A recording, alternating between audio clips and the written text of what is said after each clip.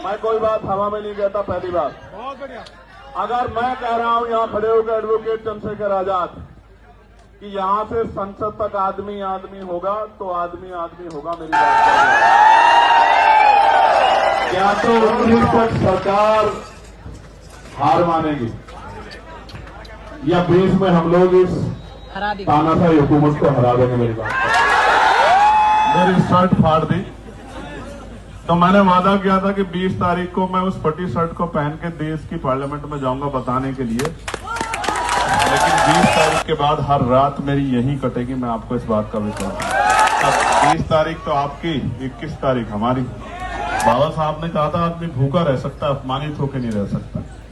भारतीय जनता पक्षाला सत्तेतून खाली खेचण्याची ताकद आंबेडकरी चळवळीमध्ये, आंबेडकरी कार्यकर्त्यांमध्येच आहे, अशा आशयाचं वक्तव्य प्रकाश आंबेडकरांनी केलं होतं। या वक्तव्याच्या वेगवेगळ्या चर्चाही झाल्या होत्या, पण या वक्तव्याच्या चर्चा आता वेगळ्या पद्धतीनं व्हायला सुरुवात झाली आहे। त्याचं कारणही तसंच आहे, कारण काल जंतर मंतरवर चंद्रशेखर आझाद यांनी भेट दिली। भेट द्यायच्या अगोदर दिवसभरात तिथलं वातावरण पूर्णपणे बदलायला लागलं होतं। जेव्हा ते इथं आले तेव्हा पूर्णपणे वातावरण बदललं होतं आणि जेव्हा त्यांनी भाषण केलं तेव्हा मात्र सगळीकडे ऊर्जा संचारलेली दिसली आणि ही ऊर्जा येणाऱ्या 20 तारखेला वेगळ्या पद्धतीनं पुढे येऊ शकते, असंही संकेत आता पूर्णपणे सेट होताना दिसत आहे। 20 तारखेला काय होणार, 21 तारखेला काय होणार, चंद्रशेखर आझाद काय बोलले, या सगळ्या गोष्टी पाहणार आहोत। पण त्याच्याही पलीकडे जाऊन या सगळ्याचा अर्थ काय होतो हे आपण पाहणार आहोत। दुसरी महत्त्वाची गोष्ट म्हणजे आज प्रकाश आंबेडकरांनीही तिथं भेट देऊन सोनम यांच्याशी चर्चा केली। आता जेव्हा प्रकाश आंबेडकर एखाद्या ठिकाणी भेट देतात, चर्चा करतात, ती वरवरची गोष्ट राहत नाही, त्याला एक गर्भित अर्थ असतो। तिथं त्यांची ताकद मिळत असते। म्हणजेच येणाऱ्या काळात सोनम वांगचुक यांच्या पाठीमागं वंचित बहुजनही मोठ्या प्रमाणात उभे राहू शकतात, असेही संकेत तिथं मिळाले।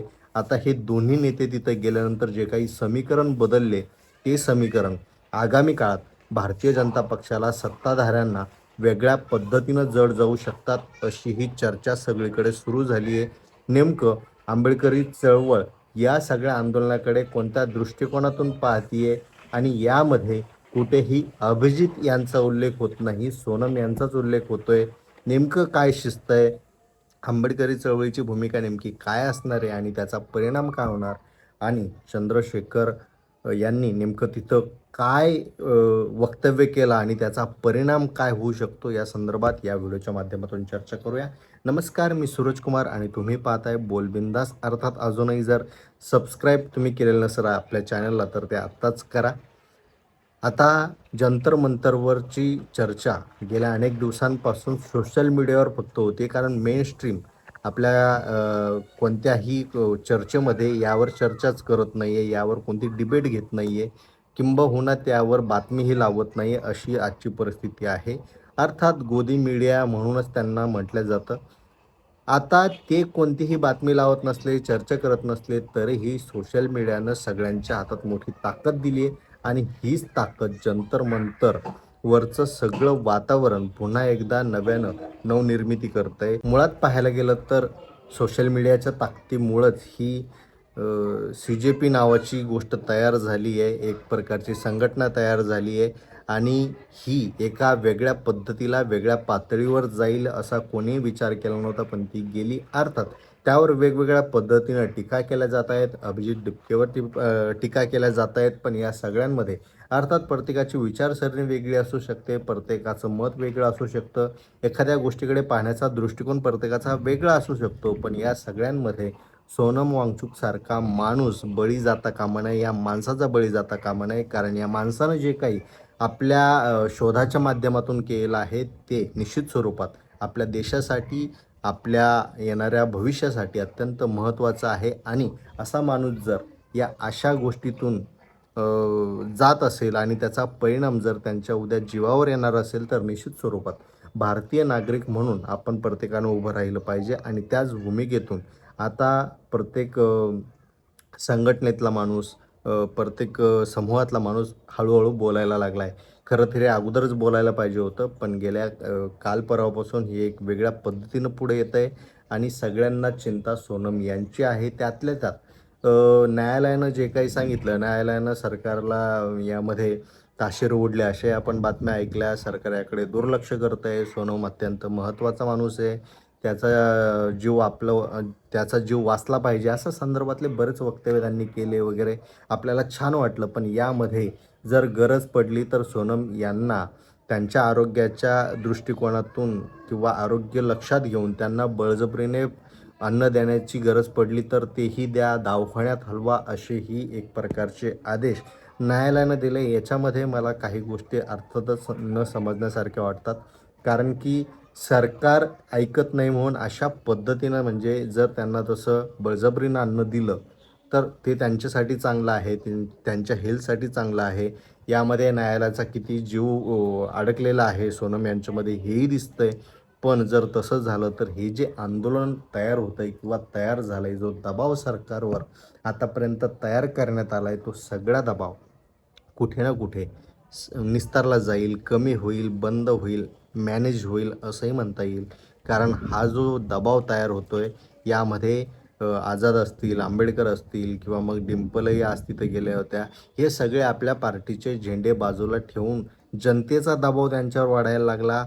म्हणूनही डिंपल तिथं आपोआप जायला लागल्या. त्यानंतर आंबेडकर चळवळीचं इनपुट तिथून यायला लागलं, म्हणजे त्यांचाही सपोर्ट त्यांना मिळायला लागला आहे. त्यांचं अर्थात आंबेडकर चळवळीचं हेच म्हणणं होतं की किंवा रावण यांचे जर आपण म्हणजे चंद्रशेखर यांचे आपण जर भाषण ऐकलं तर त्या भाषणामध्ये त्यांनी जे उल्लेख केले त्यामध्ये पार्टी असेल, विचारसरणी असेल, या सगळ्या दुसऱ्या गोष्टी. पण हा अत्यंत महत्त्वाचा माणूस आहे आपल्या देशाचा आणि हा माणूस वाचला पाहिजे. या माणसाचं जे काही उद्दिष्ट आहे, ध्येय आहे, ते अत्यंत बरोबर आहे आणि त्या ध्येयासाठी, त्या माणसासाठी आम्ही रस्त्यावर उतरणार आहोत. हीच भूमिका वंचितची पण राहिली आहे आणि त्यामुळं आता हे सगळेजण एकवटत आहे. अर्थात चंद्रशेखर यांनी अगोदरच म्हटलं की मी जर जंतर मंतरवर आलो तर सगळं काही वेगळ्या पद्धतीनं पुढं समीकरण येतील. कारण राज्य बंद ठेवण्याची ताकद या रावणमध्ये आहे. याचे काही उदाहरणं भूतकाळात आपण पाहिले आहेत. तो माणूस कोणत्या पातळीवर जाऊन संघर्ष करू शकतो याची अनेक उदाहरणं आहेत. त्यामुळे त्या माणसाची फॅन फॉलोईंग आहे. उत्तर भारतामध्ये जास्त फॅन फॉलोईंग आहे, महाराष्ट्रातही फॅन फॉलोईंग आहे.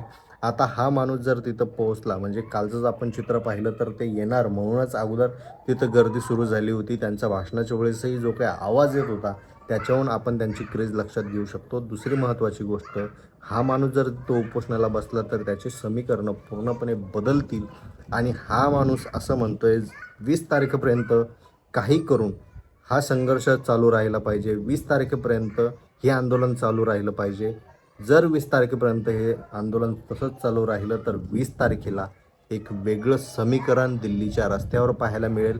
ते कुठंतरी गेले होते, पोलिसांनी धक्काबुक्की केली आणि तिथं त्यांचं शर्ट फाटलं. ते शर्ट घालून ते आंदोलनात सहभागी होणार आहे. ते कोणी VIP आहेत किंवा त्यांच्यासोबत असं कसं झालं म्हणून नाही, तर इथलं प्रशासन, सरकार कसं लोकशाही दाबून हुकुमशाहीच्या पद्धतीनं काम करतं आहे हे दाखवण्यासाठी मी रस्त्यावर उतरणार आहे.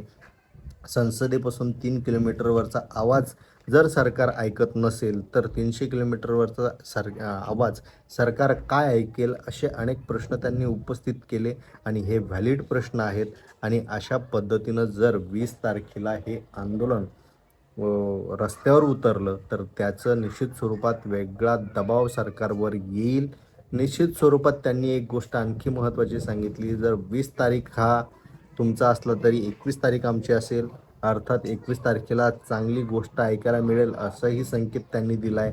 आणि या सगळ्यांमध्ये सोनम हेही धडाडीनं उभं राहतील 21 तारखेपर्यंत असंही त्यांनी मानस व्यक्त केला आहे.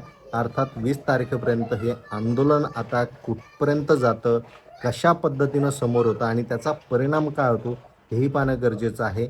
अर्थात याच्या पाठीमागे बरेच लूप होल्स असतील, त्याच्या वेगवेगळ्या नकारात्मक बाजूही पुढे येत असतील. पण काही केलं, बाकीच्या सगळ्या गोष्टी सोडून सोनम वांगचुक हा आपल्यासाठी, आपल्या भविष्यासाठी माणूस लढतोय. खरं तर त्याचं काहीही घेणं देणं नाही आहे. तो सायंटिस्ट माणूस आहे, आत्ताच जेलमधून आला आहे.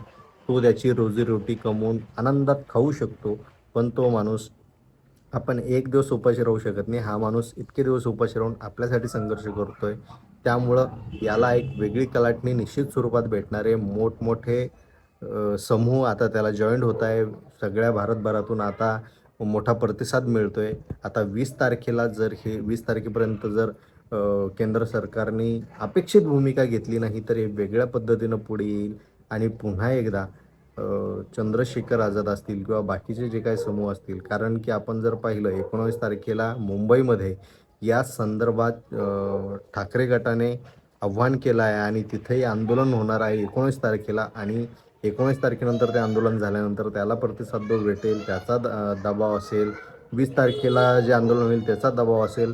अर्थात 20 तारखेला किती मोठं आंदोलन होतं म्हणजे एका ठिकाणी बोलता बोलता सोनम यांना चंद्रशेखर असं म्हणाले की तुम्ही फक्त सांगा की तुम्हाला आंदोलन करण्यासाठी किती माणसं पाहिजे, हा माझा शब्द आहे वगैरे असं संदर्भातलं ते बोलले. तुम्ही फक्त सांगा तितके लोक आंदोलनाला येतील. म्हणजेच आपण यावरून उत्तर भारतामध्ये दिल्लीच्या आसपासच्या परिसरात चंद्रशेखर यांची ताकद काय आहे आणि 20 तारखेला त्यांची ताकद कोणत्या पद्धतीनं पुढे येऊ शकते.